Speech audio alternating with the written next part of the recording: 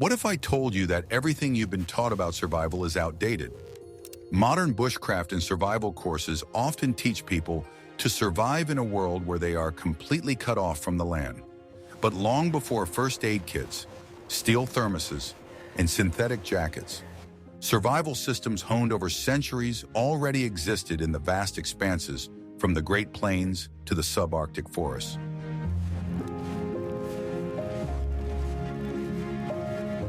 The indigenous peoples of North America knew how to survive winter, hunger, and blizzards in ways that most people today can hardly imagine.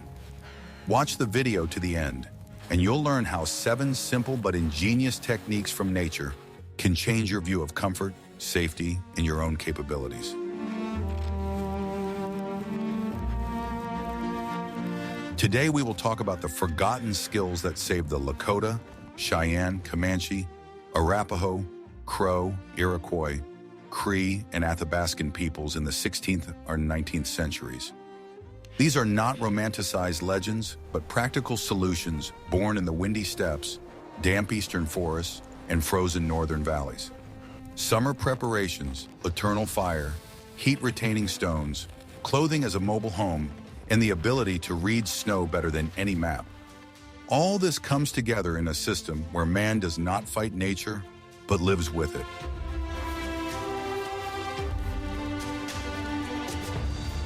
The 7 techniques we will discuss seem almost insultingly simple.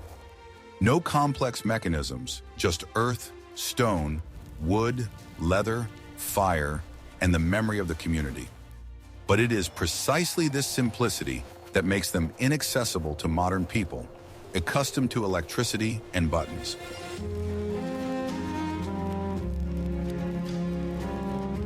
We will examine each of these techniques separately and show how they worked on the Great Plains, in the longhouses of the Iroquois, and in the subarctic forests.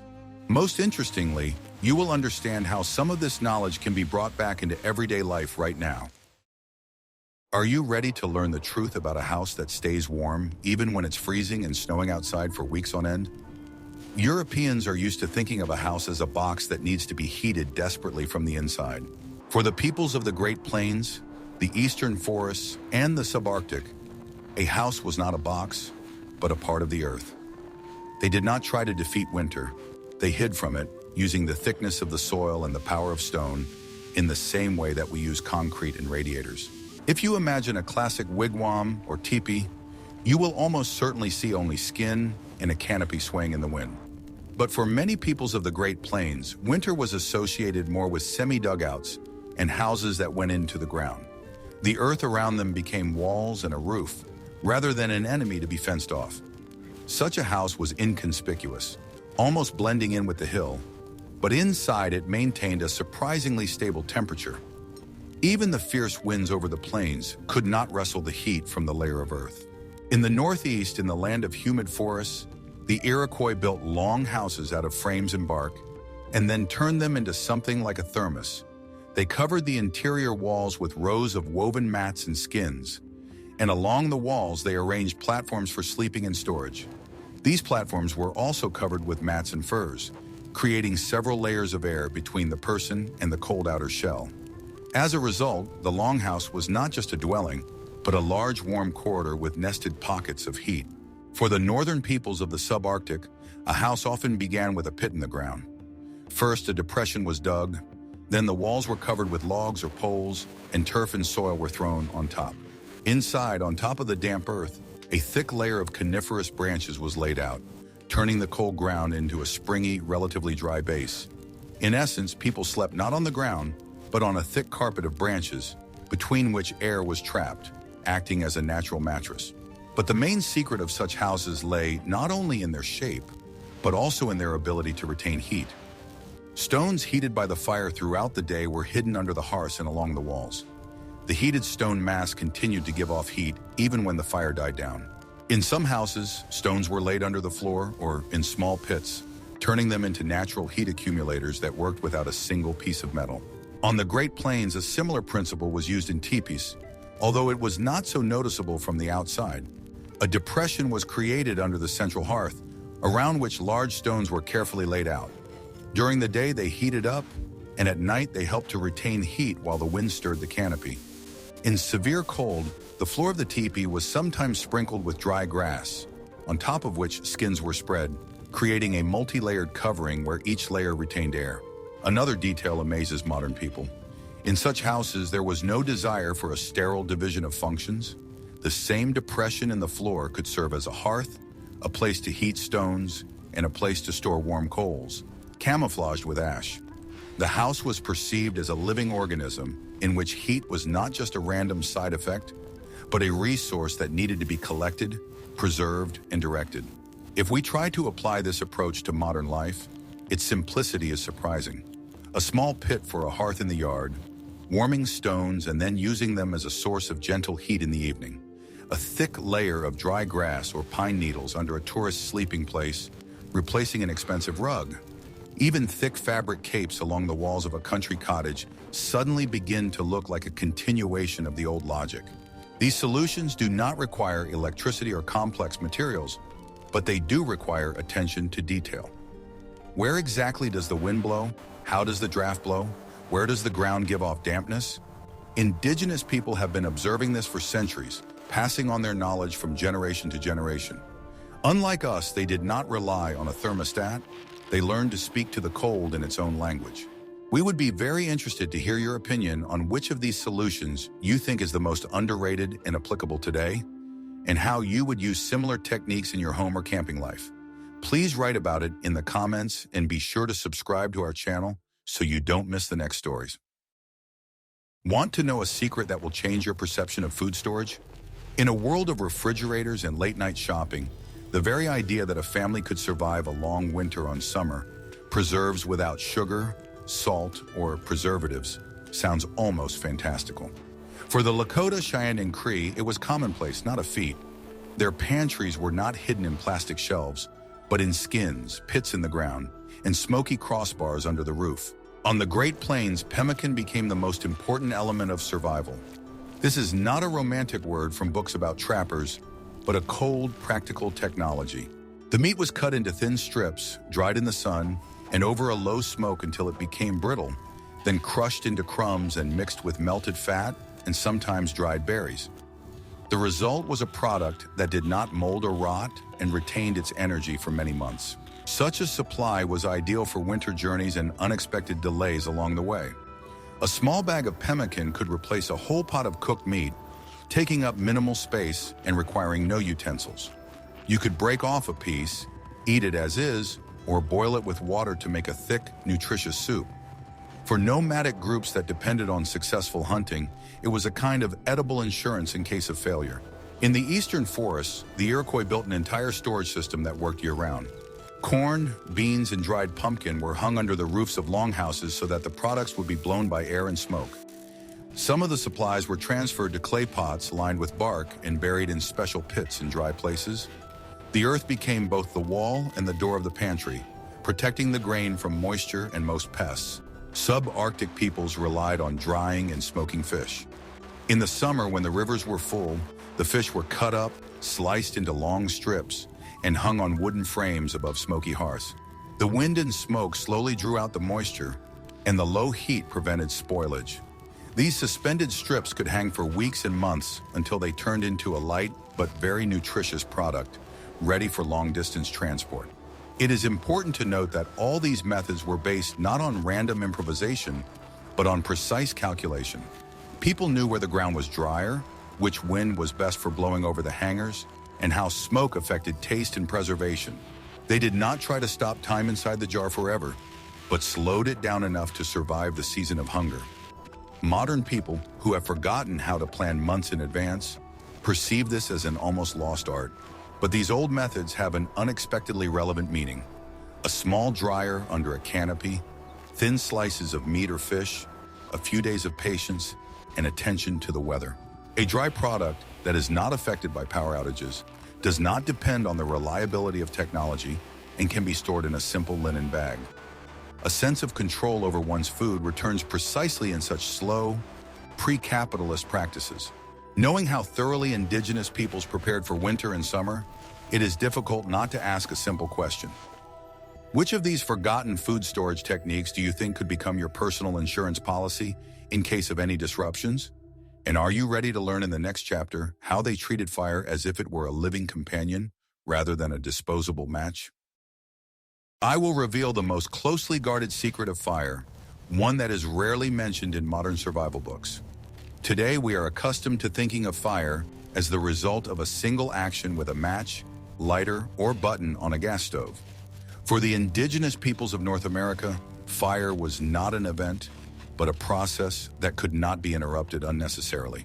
Their task was not only to light the flame, but also to keep it from dying. On the plains, in the forests, and especially in the harsh subarctic, fire was often seen as a member of the family. It was never left unattended. It was fed with dry wood, and it was calmed with a layer of ash.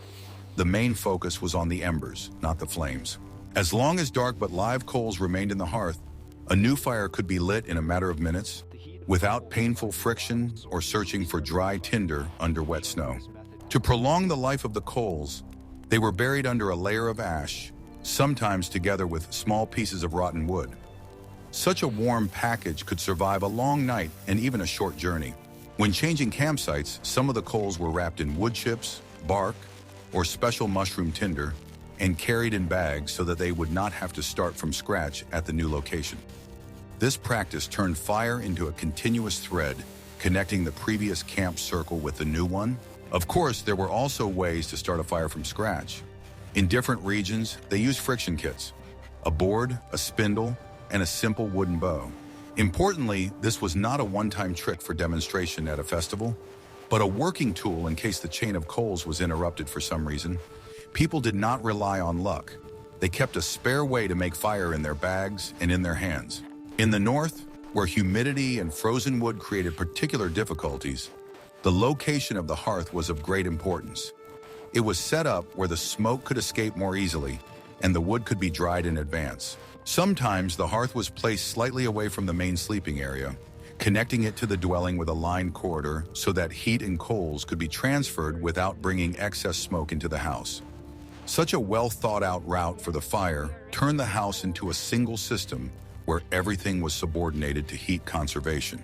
When viewed through the eyes of a modern person, these practices seem almost ritualistic, but behind them lies extreme pragmatism. It is much easier to maintain smoldering coals than to battle with wet tinder in the wind every day. This saves energy, time, and nerves in a world where any mistake in the cold could be too costly. Today, many of us treat fire as an entertaining element of leisure. A bonfire on the weekend, sparks for beautiful photos, and matches in a plastic container.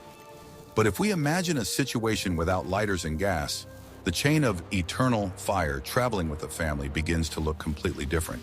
It turns out to be not romance, but a safety system that reduces the number of critical situations.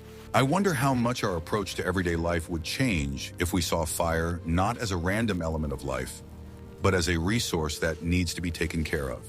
Fewer disposable sources of flame, more attention to the supply of dry firewood, to covering the hearth, to what will remain under a layer of ash in the morning. If you like this idea and want more stories like this about forgotten survival techniques, be sure to like this video to show that such topics are really important. Are you ready for the shocking truth about snow, which can save your life just as well as a tent or a navigator? For most people, snow is just a cold mass under their feet, an obstacle on the road, and the reason for wet boots. For the Cree, Athabascans, and other peoples of the northern forests, it was a material from which to build shelters, windbreaks, and even soft beds for sleeping. Just as the steppe tribes read the grass and clouds, northern hunters read the language of snowdrifts. The first step to survival in a snowy world was not building a shelter, but choosing a location. An experienced person never set up camp on an open, windswept plateau, no matter how convenient it seemed in terms of visibility. They looked for natural depressions, bends in riverbeds, and sparse copses where the wind had more difficulty picking up speed. Sometimes it was enough to take a few steps to the side to find relatively calm, almost still air instead of the biting wind. Then the work with snow as a tool began. Snow could be raked into dense mounds, creating low but effective walls around the fire and sleeping areas. Even a small knee-high mound broke the direct flow of wind, turning the icy stream into chaotic, weakened whirlwinds. Inside such a round or semicircular well, the air became noticeably warmer than in the open. In deep snow, they dug oval-shaped pits and lined the bottom with fresh conifer branches. The result was a sleeping place where the body did not touch the bare frost. The air between the layers of branches and snow acted as a layer of insulation. Skins and blankets were added on top, turning the snow pit into an improvised nest where one could wait out the night frost without wasting the last of one's warmth on the frozen ground. Snow served not only as shelter from the wind, but also for navigation. An experienced person could tell from the shape of the snowdrifts where the wind most often blew in this valley, where blizzards lingered, and where the snow was blown away to reveal the ice below. Light lines on the surface revealed where the crust was thinner and where there was a void hidden under the white layer. These same subtle signs helped to understand where it was dangerous to step and where it was safe to set up camp. The eastern forest provided other clues. There, the snow interacted with the trees and undergrowth. The bend of the branches, the accumulation of snow at the foot of the trunks, and the open spots under large fir trees told us about the wind and the microclimate of the place. Where the snow lay in a soft, even layer, there were fewer drafts, which meant a better chance of a warm night's sleep. Thus, every detail of the winter landscape conveyed a small but important message. What looked like a chaotic white mass to a city dweller turned into text written by the wind for an experienced observer. No complicated instruments were needed, just attentiveness and memory. A person who had spent dozens of winters in the forest or on the plains knew how to instantly compare the shape of a snowdrift, open patches of ground, and the direction of cracks in the snow. Quick decisions made at such moments were the real insurance against trouble. This is the paradox. We are used to trusting digital maps, but they do not show how the wind is behaving today on a particular bend in the river, or how much the snow has frozen over the past 24 hours. Indigenous peoples lived in a reality where the map was the landscape, and the path was read not by lines on paper, but by shades of white around them. This sensitivity to detail is one of the most forgotten skills of modern man. How many people today do you think are capable of spending a winter night relying only on snow, wind, and their own attention? Would you like to learn in the next chapter how ancient knowledge turned clothing and footwear into a real mobile home? In this chapter, we will leave aside the spectacular stories of extreme feats and look at what saved people every day. On the Great Plains, in the forests, and in the north, clothing was not a fashion item or a collection of symbols. It was the main barrier between the body and the long winter. A mistake in the cut, an unfortunate choice of material, or carelessness in care could cost one's health long before a major disaster struck. Therefore, clothing was perceived as a carefully thought-out tool. These principles manifested themselves differently in different territories, but the essence remained the same. People survived not through heroism, but through thousands of small decisions that protected them every day. Residents of cold regions knew that winter did not forgive mistakes. They did not seek to create beautiful outfits. Their task was to stay warm and mobile even during long snowstorms. Every seam, every fold, and every fastener was important and had been tested over years of practice. Clothes were chosen to withstand constant friction, drizzling snow, and sudden temperature changes. The harsher the climate, the more attention was paid to each element. It was this meticulousness that became the true basis for survival in the vast expanses of the frontier. The principle of layers was known long before the advent of membrane jackets. It was important for the peoples of the northern regions not just to wrap themselves in one thick layer, but to create several air pockets that would retain heat. The inner layer had to wick away moisture and not rub against the skin. The middle layer retained heat, and the outer layer protected against wind and wet snow. The result was a system in which each layer performed its specific role, and together they formed a stable shield. Thanks to this, the clothing remained functional even after long periods of work or travel. This way of dressing was the result of observation, not chance. People understood that it was not the fabric itself that created warmth, but the air it trapped. Therefore, it was not the thickest items that were valued, but those that formed the right gaps. Even the materials were selected so that they would blend together and not form cold bridges. This multi-layered system helped people adapt to the weather by removing or adding elements throughout the day. It was this flexibility that made it so reliable. Footwear played no less a role than a jacket. Wet and frozen feet meant not only discomfort, but also the slow destruction of the body. Moccasins and winter shoes were made so that they could be quickly dried by the fire and additionally insulated from the inside. They were often stuffed with dry grass or moss, creating a replaceable, highly absorbent layer. It could be replaced during the day without having spare boots, which greatly reduced the risk of colds. Such practicality was especially important in conditions where people walked long distances every day. The traditions of shoemaking were passed down from generation to generation. People knew which materials got wet faster and which retained their shape longer, and they combined them to improve the result. Lightweight footwear allowed people to walk faster and tire less, while replaceable inner layers protected against hypothermia. Even the lacing method varied depending on the climate and the characteristics of the route. As a result, footwear became not a luxury but a well-thought-out tool for survival. The use of hoods and capes covering the neck and shoulders deserves special attention. The wind on the plains gave the body almost no rest, and an exposed neck became one of the main ways of losing heat. Therefore, many traditional outfits included high collars, hoods, and capes that could be tied in different ways depending on the strength of the wind. This allowed for subtle adjustments to the weather rather than relying on a single fastener. Such flexibility helped to retain heat even when the temperature dropped sharply. People who lived in windy conditions knew that protecting the upper body was more important than it seemed. Individual items of clothing could be used as scarves, bandages, or even masks if the weather became too harsh. Materials were chosen so that they did not interfere with breathing and did not get wet quickly. Capes were often made wide enough to cover the shoulders and chest, but still allow freedom of movement. This helped people endure long journeys and conserve their strength.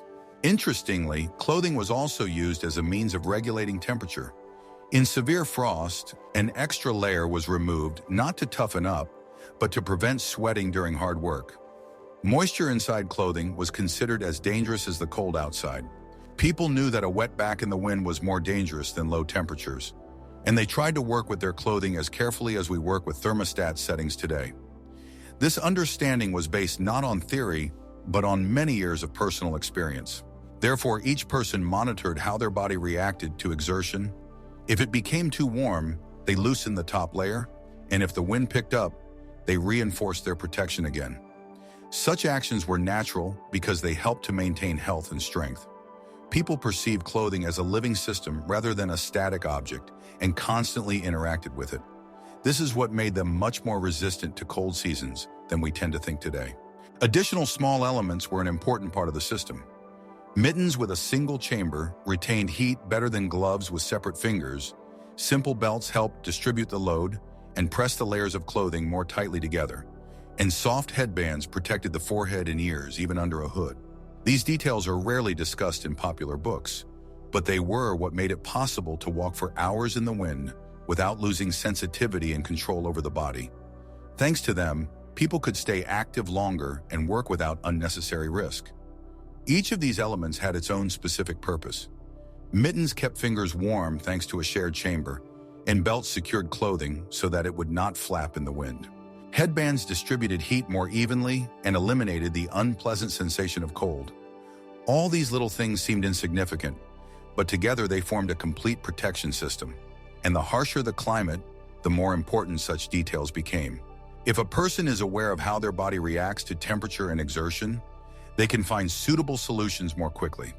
Simple changes in clothing make walking and working outdoors more enjoyable. This allows you to stop thinking of the cold as an enemy and perceive it as a natural part of the environment.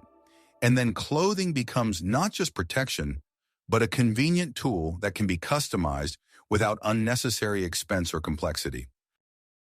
What I am about to show you is a hidden truth that is rarely mentioned in tourist guides. Modern camps often draw attention to themselves with a multitude of details, from bright tents to loud conversations and glowing lanterns. For the indigenous peoples of the northern plains and forests, a camp was not a place for display, but for protection. It had to be visible from the inside and almost invisible from the outside. This logic of invisibility saved them not only from people, but also from unnecessary attention from the world around them. The first rule of an invisible camp was the choice of location. No one built a dwelling on high ground without reason, especially in an open field. It was important to find a place where the natural terrain itself concealed the outline of the dwelling. Small breaks in the surface, sparse rows of bushes, and fallen trees became natural curtains behind which human presence dissolved into the lines of the earth. The second rule concerned fire. A low, even fire, almost hidden behind the walls of the hearth, was preferable to large, bright bonfires. Cooking did not require a high flame. Good coals were sufficient. Smoke was directed to blend in with the background, rather than rise alone above the flat horizon. Sometimes this meant sacrificing some comforts for the sake of invisibility. The third rule concerned sound. Snow, ice, and bare ground transmit noise perfectly. Therefore, unnecessary conversation, noisy activities, and sharp sounds were avoided in the night camp. People moved more slowly, communicated more quietly, and distributed tasks so as not to create unnecessary bursts of noise. Silence was not a romantic pause, but a conscious part of safety. The fourth rule concerned smells and waste. Food scraps were not thrown away carelessly, especially at temporary campsites. They were either burned, carried away, or buried so as not to attract unnecessary attention. Not only animals, but also other people could discover the camp by the smell and traces of disorder.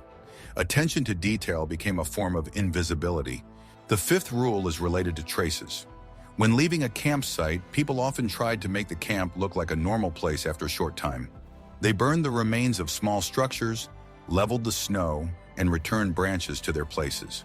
In the forest, they might even arrange a few branches to look as if they had been broken by the wind.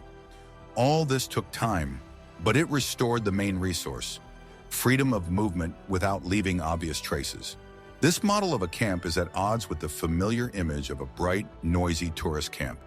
However, its logic is surprisingly modern when you consider the external risks, lack of resources, and the need to change location quickly.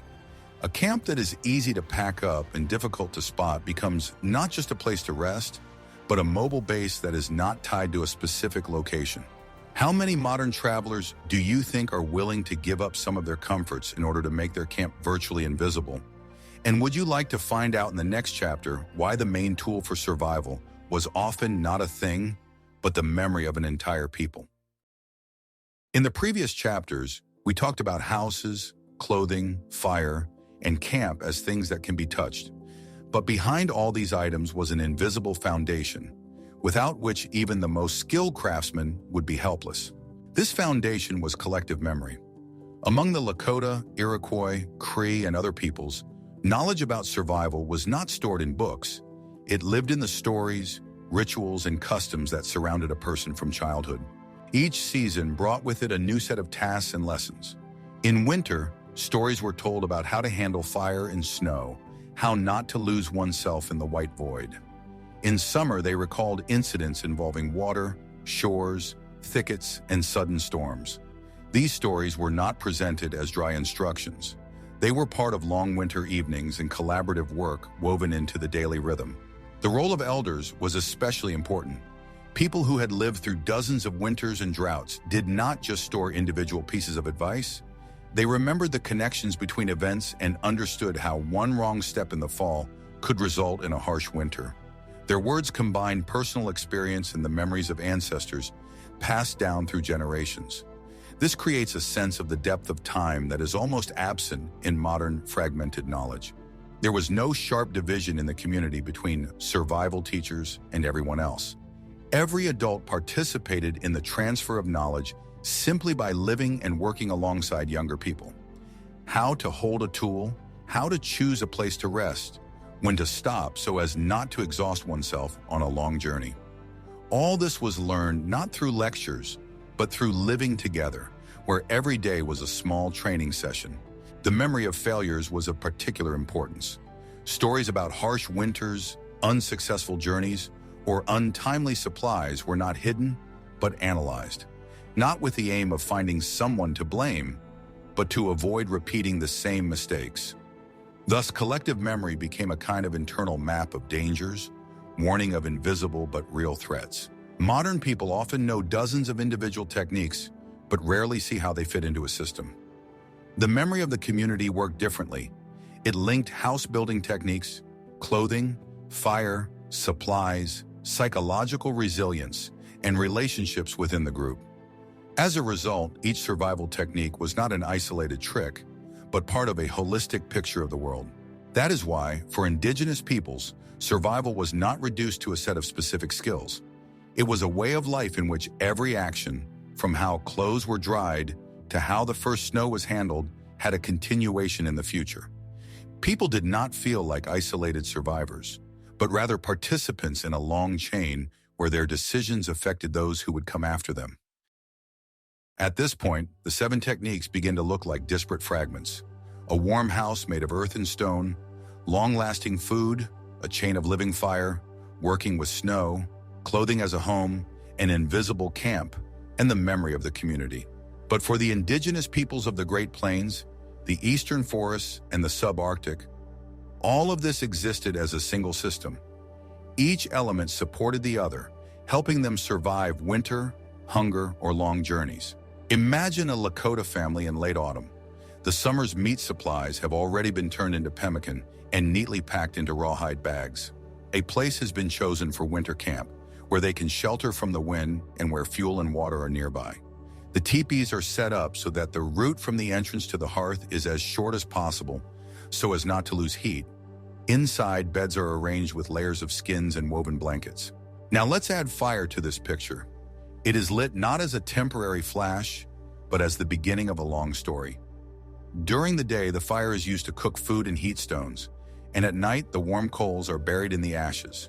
In case of relocation, some of the coals are ready to be carried. Thus, the house, food supply, and fire form a bond. Each element reinforces the other, reducing the risk that one mistake will lead to a chain of misfortunes. If we move to a winter Iroquois village, we see a different configuration, but the same logic. A long house where several families live saves heat and fuel. Inside, there are supplies of corn, beans, dried vegetables, and fish. The hearths are positioned so that smoke escapes through openings in the roof and heat is retained in the space. Layered clothing allows people to work and rest while regulating their own temperature without unnecessary loss. Among the peoples of the subarctic, this system has been adapted to a different world.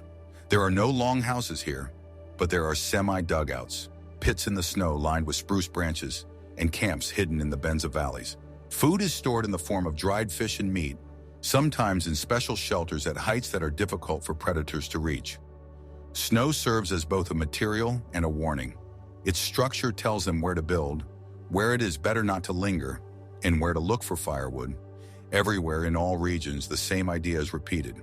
Survival is not a heroic act at the last moment, but hundreds of thoughtful decisions long before it. The better the house is built, the less energy you need to spend fighting the cold. The more reliable your supplies are, the more peaceful your days will be when hunting or fishing is unsuccessful. The more stable your clothing and footwear are, the safer your travels and work will be. Today, looking at these practices, it is easy to fall into a sense of superiority or, conversely, romantic melancholy. Modern people often perceive past methods as something crude or primitive, not noticing their practicality. We look at them through the prism of comfort, forgetting that living conditions were incomparably harsher. Back then, any decisions had to work immediately and without the possibility of error. But the reason for forgetting is much more prosaic. The world around us has changed too quickly. What was once a pressing necessity has become a subject of history. Today, we truly live in conditions where many things seem self-evident. We are surrounded by technology that smooths out difficulties, making life more predictable and comfortable. Therefore, old methods seem too simple to us, even though they once saved lives. People in the past could not afford to be careless or think too long. They had to act immediately. Practicality was not a choice, but a means of survival. We, having forgotten the reality of the past, often lose respect for what ensured the stability of entire generations. We have built a world where resources come from outside, through networks and delivery services. People have become accustomed to the fact that any good can be obtained at the touch of a button. The house is heated automatically, food comes from the store, and the lights turn on instantly. This creates the illusion of complete protection from natural cycles and accidents. In such a system, natural methods seem unnecessary until one day something goes wrong. Only when the power goes out or a severe storm hits does it become clear how little we can do on our own. When the familiar system breaks down, many people are confronted for the first time with what they considered a relic of the past. People discover that they do not know where the switches are in the house or how to keep warm without the usual appliances. At such moments, it becomes apparent how much dependence on external services has supplanted the skills of self-reliance. This is not a condemnation, but a fact of our era, where convenience has long been considered the main guideline. But it is precisely this dependence that shows that old knowledge may not be a relic of the past, but a useful tool of the present. City life teaches us to trust the stability of infrastructure. We hardly ever think about how long we could survive without electricity, tap water, or working stores. Our confidence is based on the belief that misfortunes happen somewhere far away, but not to us. Survival has become the responsibility of special services, not personal responsibility. Most people simply do not encounter situations where old skills are needed. Therefore, skills that were obvious to a 16th century person on the Great Plains seem exotic to a 21st century resident. However, even in the modern world, there are situations when the usual reliability disappears. These can be natural disasters, network failures, or rare but significant accidents. Then people are faced with a simple reality. Infrastructure cannot always protect everyone. This experience makes many people think for the first time about what used to be obvious. Old skills cease to be something distant and become part of personal resilience. And it is at such moments that it becomes clear that forgotten knowledge may still be necessary. At the same time, many modern ideas about survival focus on extreme scenarios. Books and films tell of disasters, sudden accidents, or struggles with the wild. Attention is often drawn to dramatic situations rather than how to prevent them from happening. Indigenous peoples, on the contrary, were masters of prevention. They knew that the best defense was daily preparation. Their techniques were simple precisely because they had to work every day, not just in rare moments of disaster. Many communities used knowledge passed down through the centuries, which helped them avoid unnecessary risks. They observed nature, changed routes, fortified their homes, and gathered supplies long before difficult times. This approach allowed them not only to survive, but also to maintain long-term sustainability. Their experience shows that what is more important than the ability to act in a crisis is the ability to make the crisis less dangerous. And this is where the profound difference between the traditional approach and modern ideas lies. Another reason for forgetting is the gap between generations and space. Modern people rarely live in one place for decades or even years. Moving erases the connection with the area, its customs, and natural laws. People move, change neighborhoods, countries, and climates. With such mobility, it is difficult to accumulate local knowledge about winds, water supplies, and soil characteristics. Where families used to learn from the land for decades, today people learn from brief instructions and advertising brochures. The very idea of long-term observation is becoming rare. In the past, the connection with the land was formed slowly and through repeated experience. People noticed when the rainy season began, how the direction of the winds changed, and where it was more convenient to build a house. Such observations became part of family tradition and helped to avoid mistakes. Today, knowledge is transmitted differently and its depth is reduced. We tend to trust ready-made solutions more than our own experience. As a result, many important observations are simply lost because people do not have the time or conditions to accumulate them. But the most important thing is that forgetting is not a final sentence. People are capable of regaining lost knowledge if they see the point in it. Some of the old techniques can be brought back not as museum exhibits, but as quiet changes in everyday life. This could be a slightly more serious approach to home supplies, or the ability to light a fire without electricity. Paying attention to clothing, choosing fabrics and layers, taking an interest in old ways of working with heat. All of this is available to everyone. Such skills do not require a complete rejection of the benefits of civilization, but only add a layer of sustainability to them. And when a person begins to take small steps towards self-sufficiency, knowledge returns surprisingly quickly. We can learn to understand the weather again, notice small details, and choose more reliable solutions. This does not turn life into the past, but makes it less dependent on chance. The ability to take care of oneself remains a value in any century, and the more we bring back such skills, the easier it becomes to remain calm in the face of any changes. When we look at a house made of earth, dried fish, a fire under a layer of ash, and footprints in the snow, it is easy to see only the technical side. But behind each of these techniques lies another layer of meaning. It is related to our attitude towards the world and ourselves. The indigenous peoples of North America lived in a system where people did not try to escape nature, but learned to occupy a sustainable place in it. A warm house built with the wind and terrain in mind was a sign of respect for the land, not an attempt to subjugate it. The supplies prepared in summer were a sign of respect for the future, not just for one's own comfort. The fire, which was not allowed to go out without reason, was a symbol of continuity, not a random flash. Each of these actions was accompanied by a sense of responsibility towards those who were nearby and those who would come after. For modern people, it is not only the practical lesson that is important, but also this inner shift. You can build a warmer house but lose touch with what makes it part of the landscape. You can buy hiking clothes but never learn to feel your body in the cold. You can pack an emergency bag, but not think about how to build trust and cooperation with the people around you. The 7 forgotten survival techniques remind us that resilience does not come from one thing or one skill.